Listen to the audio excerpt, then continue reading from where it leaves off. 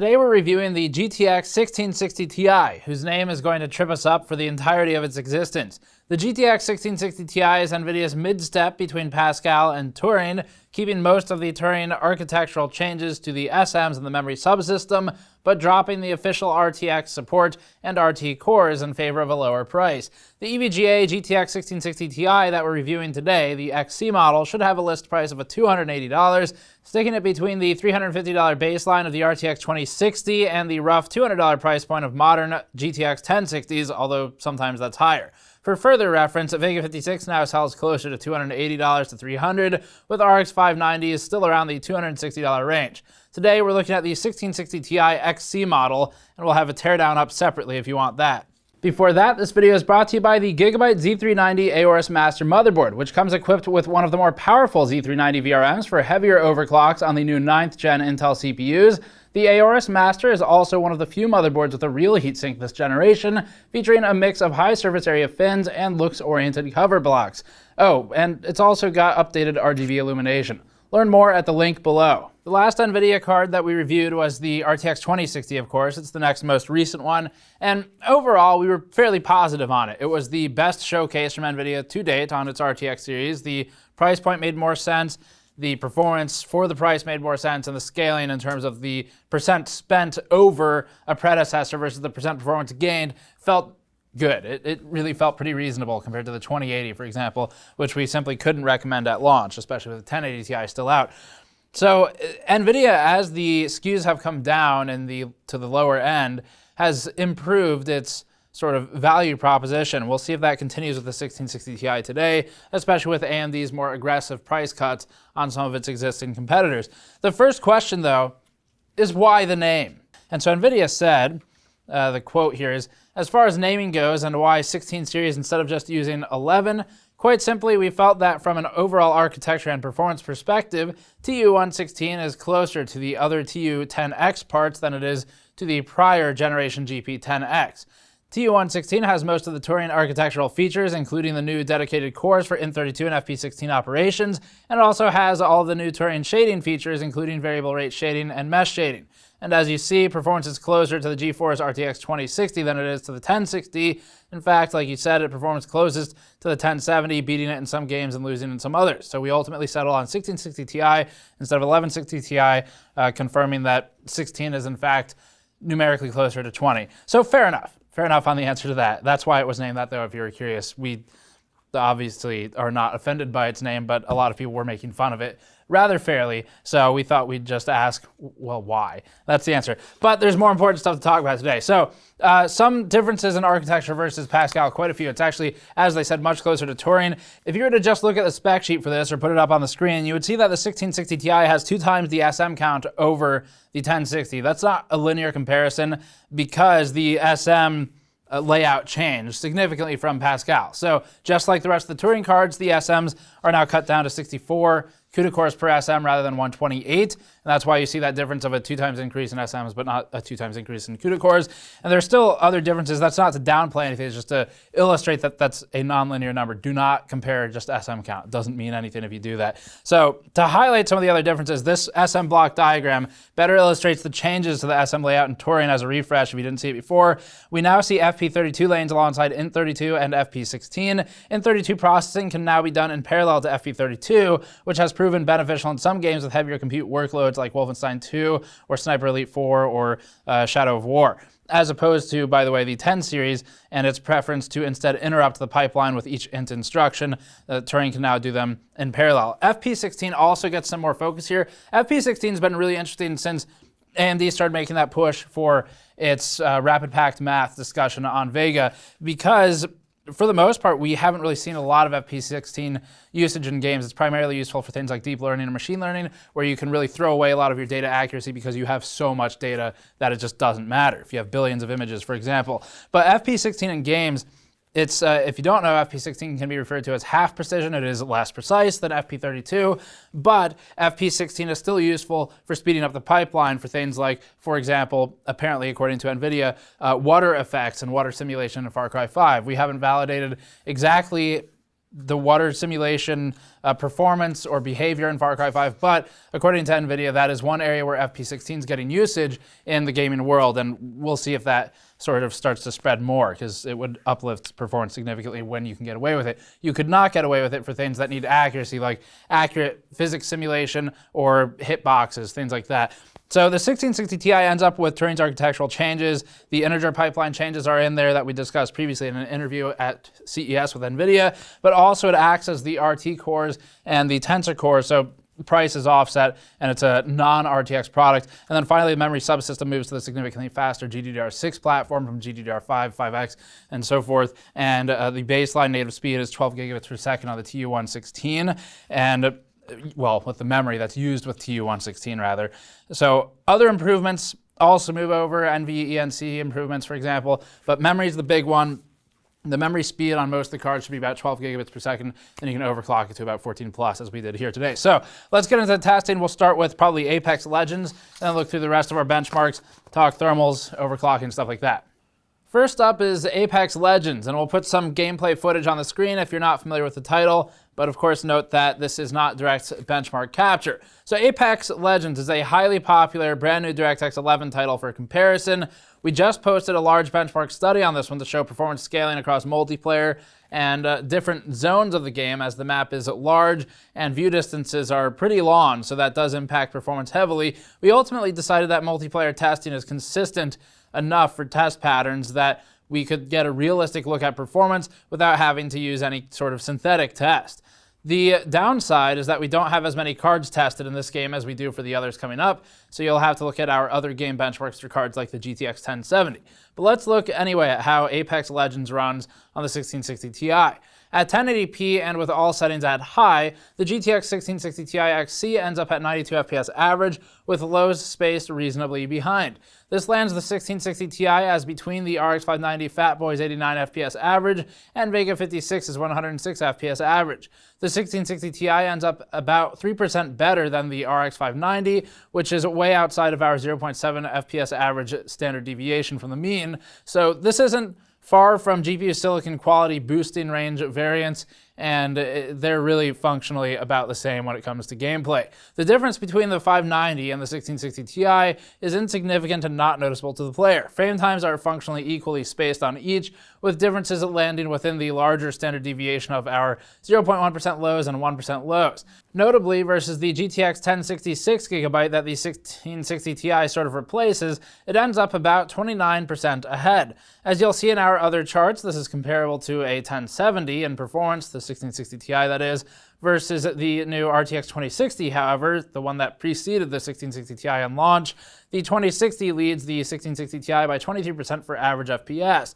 Overclocking the 1660 Ti with a plus 175 MHz core offset and plus 1120 MHz memory offset gets it to nearing equivalence with the Vega 56 card on the chart, and narrowing the stock 2060's lead to about 10.6% before, of course, you could overclock it higher. Here's a frame time performance chart to better illustrate the frame-to-frame behavior of each of the tested devices. Lower frame times are better, but more consistent frame times are best. The 1660 Ti ends up plotting at about 12 milliseconds per frame on average, with variance frame-to-frame well under 4 milliseconds. For perspective, users do not typically notice frame-to-frame interval variance less than 8 to 12 milliseconds from the previous frame. In this regard, the 1660 Ti does well for testing overall, and plotting the overclocked 1660 Ti next, we can see that performance again improves and does so without introducing frame time instability. This shows that the overclock is stable. You would see a lot more spikes in there if not. The RX 590 ends up similar in performance to the previous two lines, although averages higher in frame times and therefore lower in frame rate. 1440p positions the GTX 1660 Ti closer to Vega than 1080p does. With this higher resolution, the 1660 Ti proves capable of frame rates equal to or north of 60 FPS with high settings, although obviously FPS can go up with a settings reduction. We're at 67 FPS average when stock, ranking the card as about 9% faster than the XFX RX 590 or Fury X, although the Fury X struggles fiercely in frame time consistency and is an objectively worse performance than either the 590 or the 1660 Ti. The 1660 Ti also outperforms the once Kane 980 Ti by 13%, but is led by Vega 56 by 5%. As for the gap between this $280 1660 Ti and $350 RTX 2060, that's a 25% price increase, which amounts to about a 23% performance increase. Not bad, really, especially considering that we thought the 2060 was NVIDIA's strongest offering to date for the RTX series. F1 2018 is next, giving us another DirectX 11 game before getting on to Sniper Elite 4. For F1 2018 at 1080p, the 1660 Ti ends up at 104 FPS average, which is exactly tied with the Vega 56 reference card, although a good bit behind our more recently tested Vega 56 Red Dragon. Lows remain advantaged on the AMD cards in this game. The 1660 Ti outperforms the 980 Ti marginally and outstretches the 1070 SC by 2.9%. Compared to the RX 590's 82 FPS average, the 1660 Ti runs about 28% higher in frame rate. At 1440p, the 1660 Ti ends up running at 80 FPS average, landing it slightly ahead of the 1070, although functionally tied, and just below the 980 Ti, again, functionally tied. Vega 56 reference is in the vicinity as well, with the overclocked 1660 Ti ending up below the Red Dragon card. Scaling is about the same here as in the previous chart, with the 1660 Ti ending up about even with the GTX 1070, better than the 590 in average frame rate, and worse than the 56 in frame time consistency. And, if comparing against a better partner model 56, also the 56 Red Dragon does better in average FPS. Sniper Elite 4 uses DirectX 12, unlike the previous two games, and also has asynchronous compute support. For this one, we run tests at 4K and at 1080p. The game runs well at both resolutions on most cards, but for the 1660 Ti, 4K acts more like a synthetic test to see how it stacks up against other cards we've tested. At that 4K resolution, the 1660 Ti stock card ends up at 46 FPS average, putting it just ahead of the RX 590 Fat Boy with functionally equivalent lows.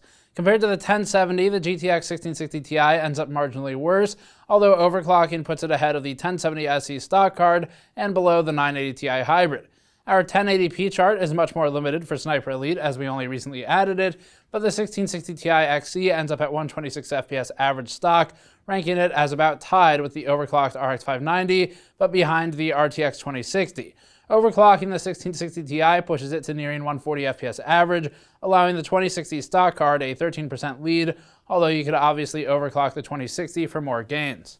GTA 5 gives us an old, popular DirectX 11 title that's mostly getting content updates at this point and not seen much by way of driver or game optimizations. At 1080p, the 1660 Ti stock card runs at 95 FPS average, placing it just between the Vega 56 Reference and Vega 56 Red Dragon cards when both are running at stock settings. Lows are also nearby. The 1660 Ti stock card's 95 FPS average outperforms the stock MSI GTX 1066GB Gaming X's 83 FPS average by about 15%, further outperforming the RX 590 8GB Fat Boy's 76 FPS average by about 26%, which is a stark contrast from our Apex Legends benchmark. Note that the GTX 1060 has always done better relative to the RX 580 and GTA 5 specifically, so seeing this continue in the 1660 Ti is really no surprise. It's just this particular game does favor the 10 series and now I guess the 16 series, as odd as that naming is. The 1660 Ti is outperformed by the stock 1070 SC in this title, which runs at 106 FPS average and leads by a sort of an impressive 11%.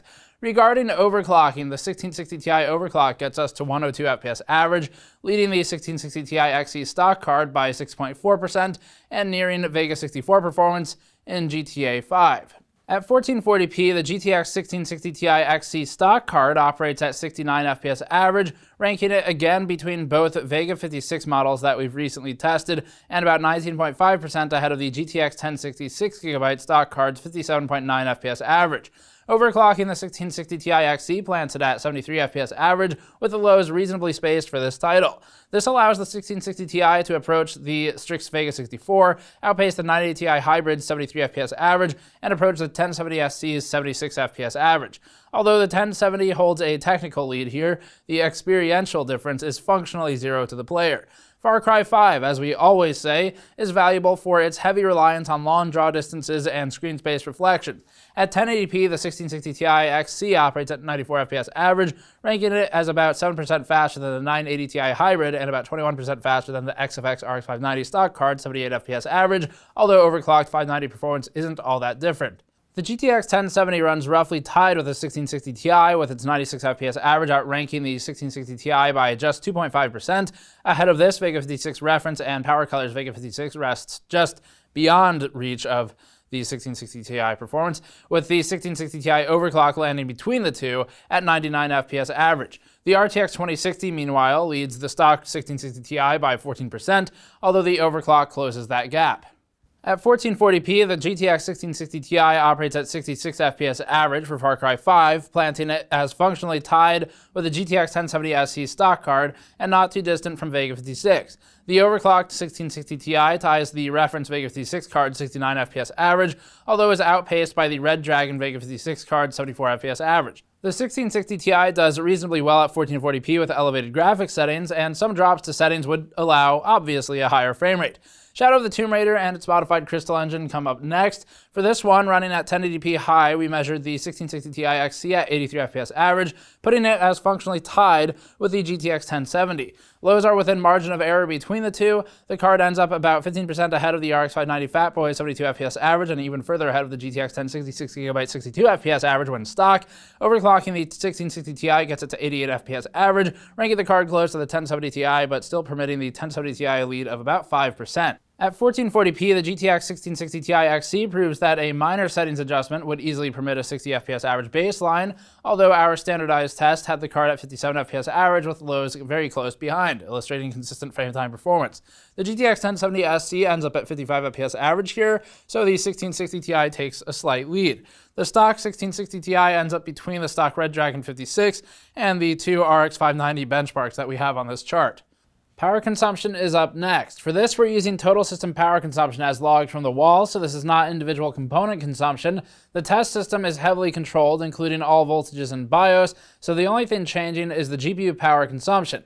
For our standardized Ashes of the Singularity power consumption test, we see the GTX 1660 Ti stock system pulling about 260 watts at peak, with average power consumption in the range of 230 to 250 watts for total system draw. We won't be plotting the overclocked 1660 Ti here because our XC model does not change. It has a fixed power target of 100% and no higher. The power consumption of the card peaks at about 130 watts, and that's for GPU-Z numbers, not total system numbers, and it stops there. So, just to be clear, there's no power offset for the 1660 Ti, but we'll look at overclocking numbers next. The RX 590 plots after this, showing us a higher ceiling at 325 watts total system power consumption. The line remains steady here as the boosting algorithms and power balancing are less aggressive than on the NVIDIA cards. The delta is between about 65 watts and 120 watts, depending on which part of the test you're comparing.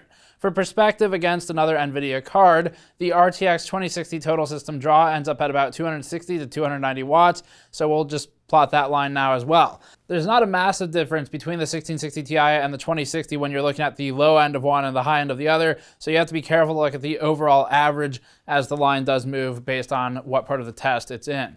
Overclocking the EVGA GTX 1660 Ti XC proved straightforward, seeing as we had no control over increasing the power target. That said, EVGA's card does run a 10 watt higher power target than the reference 1660 Ti board designs, and so there's some baked-in overclocking headroom.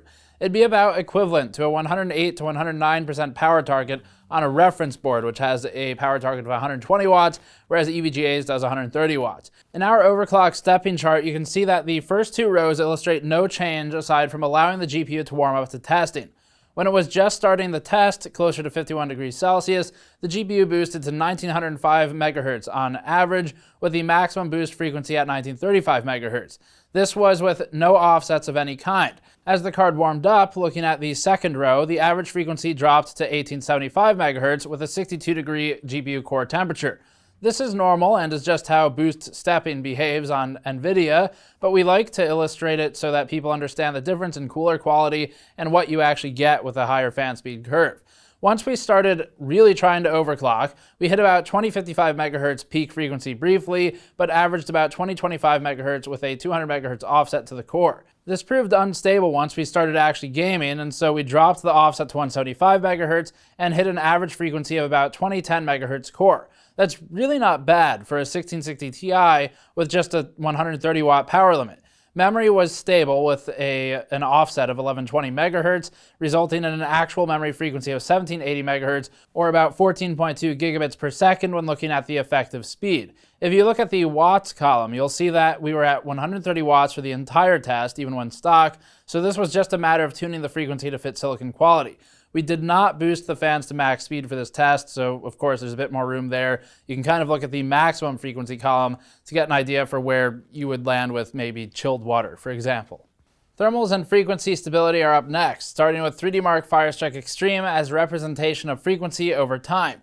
We see that the GTX 1660 Ti ends up at 1935 MHz peak and only decays to 1890 MHz as the test drags on to the 30-minute mark. This is good overall and is indicative primarily of a reasonable cooler and fan curve for the GPU core. We sometimes see much sharper fall off in frequency from peak with worse coolers. For GPU temperature, the card ramped to about 65 degrees Celsius and attempted to remain there. For out-of-the-box thermals, the GTX 1660 Ti XT has a thermal target of about 65 to 66 degrees for the stock fan curve, which is a reasonable temperature that still allows plenty of boost headroom. Plotting fan RPM next, we see that the fan ramps to about 2180 RPM once at full load and steady state, and does not oscillate meaningfully from that baseline. This fairly fixed fan speed reduces the more audible and noticeable pitch change that more variable fans would produce, and so the fan curve works out well on this card. Moving to the next chart, our power virus torture workload places the 1660 Ti XT's GPU core temperature at, once again, about 64 degrees Celsius. This remains stable throughout the test period with the fan speed ramping to about 2200 RPM during this load level. Let's just quickly swipe over to the next chart to show power consumption during the same test. Power consumption during the same power virus workload has the 1660 Ti pulling about 130 watts through the GPU core, oscillating a bit depending on the load.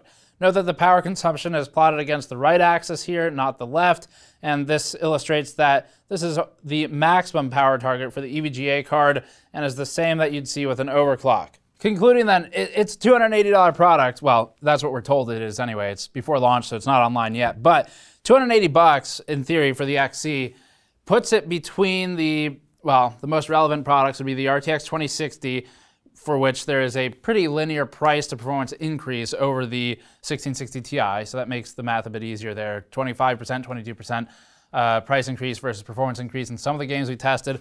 So not bad in terms of that scaling. It is somewhat linear to the dollar spent. You do lose the RTX features, RT cores.